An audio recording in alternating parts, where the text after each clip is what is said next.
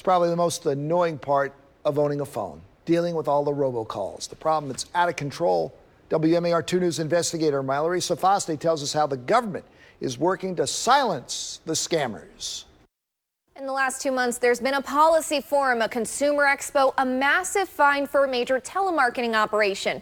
At the same time, we're also seeing a record number of illegal calls. But the Federal Communications Commission says they've received the message. They're going to do what they can to mute illegal robocalls. No one seems to be immune. This matter is very serious emergency and time sensitive. Patrick Weber works for the Federal Communications Commission, and even he is plagued by pernicious robocalls. I get them every day. There were 3.4 billion just last month, a record high.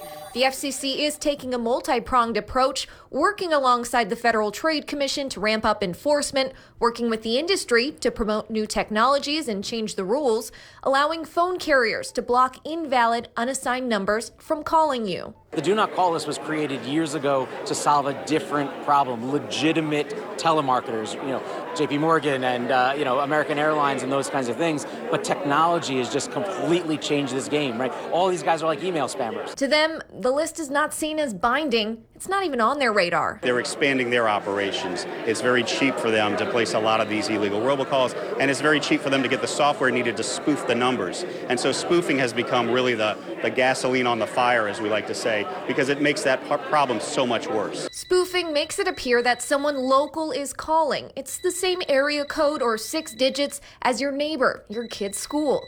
A carrot to try and get you to answer. It's pennies for them to place thousands of calls. So it really, and as long as they can make a couple of scams work, it's going to be to their benefit to try. But soon it could cost a lot more than pennies. This month, the FCC fined a Florida man $120 million for a telemarketing operation that made almost 100 million spoofed robocalls over 3 months. If we can make it very costly for them to initiate these calls and try to scam people, we'll see the numbers come down. Some steps you need to take right now. If you don't recognize the number, don't answer. If you do, don't give away any personal information. If it is an illegal call, file a complaint with the FCC. Complaints matter. It helps the FCC build a database of the biggest offenders.